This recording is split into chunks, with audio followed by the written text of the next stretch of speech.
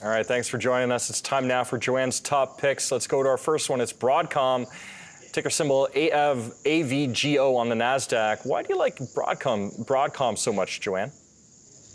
You know, Broadcom, which used to be called Avago, which used to be Hewlett-Packard, has evolved over time to develop market leadership. And I mean by that either number one or number two supplier in the product lines in which it chooses to participate. It has added security and other software products over time.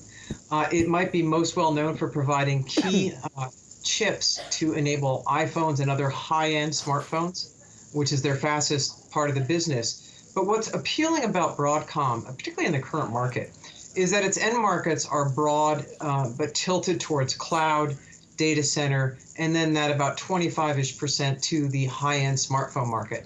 And interestingly, even as consumer spending has weakened, the high-end smartphone market is holding up pretty well. But more important than that even is that Broadcom does a fantastic job of M&A.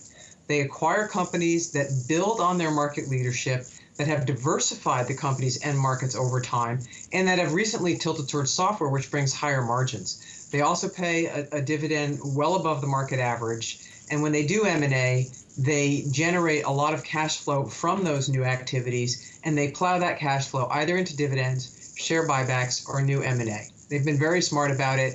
It's been a very solid holdings. We've held it for clients for many years since I actually joined the firm. All right, let's move on to our second top pick. This is the parent company of TJ Maxx and Marshall's, TJX Companies, ticker symbol TJX on the NYSE. Why do you like TJX so much? Okay, so maybe we're heading into recession, maybe we're not. But one thing we are certainly seeing is consumer spending slow down a bit, particularly for middle income and lower income customers. And so what happens for those folks is they start to steer away from higher price mainstream retailers, whether it's a Nordstrom or a Macy's, and they move towards lower price alternative like at Marshall's and at TJ Maxx. And so they're seeing an increase in foot traffic, they're seeing an increase in demand, and at the same time, the place that TJ Maxx goes to source the stuff it sells in those stores is excess inventory coming from those mainstream retailers. And they get that inventory at a much discounted price. So right now, it's sort of the perfect world for TJ Maxx. They're getting their goods to sell at a lower cost than usual, and they're seeing more demand. So good opportunity, and again, another nice recession-resilient company because of consumers' desire to save money during tough times. Joanne, how close are you keeping an eye on inventory levels for retailers like TJX or other sort of major retailers out there? I know inventory is a bit of a hot button subject nowadays given the pandemic and the supply chain issues. So what are your thoughts on that?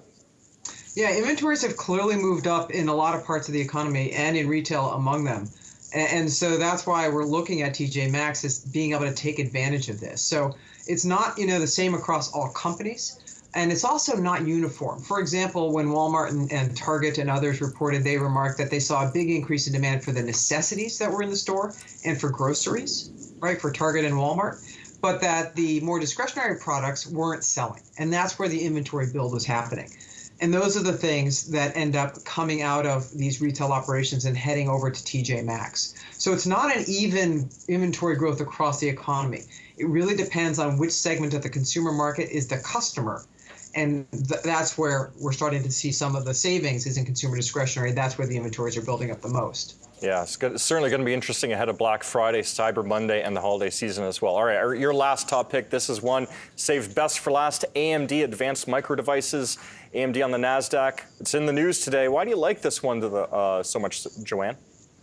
Yeah, well, it's been on sale, and especially so today. Now, the reason to like AMD is, first of all, to understand AMD and Intel are the main providers of central processing units or microprocessors, not just to PCs and game consoles, but also to servers.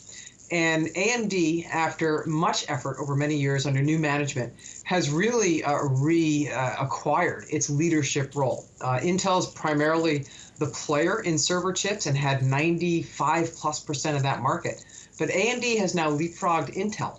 And so that's why we like AMD for clients. We do not like Intel here. It's going to take them a long time to recover from these missteps. But AMD is taking market share from Intel, and it's doing so with the highest margin products. Now, right now, AMD had to announce this morning that their consumer side of the business, as opposed to servers, is seeing more weakness than they anticipated. As I said, we heard that earlier from NVIDIA. and now we're seeing it in AMD. And so the whole group is selling off based on those consumer concerns. But again, for the long-term investor, you don't care about this year. You care about the next 3 to 5 years. And as AMD holds on to its lead, which they should do for several more years, they are likely to continue to take share from Intel in the highest margin, most highest profitable chips that are out there in the world. Just taking a quick look here, we got about a minute left, Joanne. AMD's gross margin in the quarter was about 50%. It's down from an earlier projection, but still wider than Intel's once industry-leading profitability levels. What do you think of AMD's gross margins at around 50%? Are those still healthy? Do you think that they can still grow?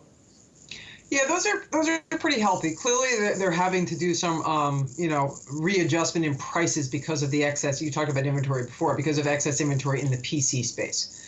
And, they come out with new chips every year. So the chips they have this year, they can't just say, okay, we'll wait and sell them next year. They're going to have to write those down and try to get them out of the inventory so that when next year's chips come along, they'll be able to sell them at top prices. So, yeah, we do think that the margins will go back up from here.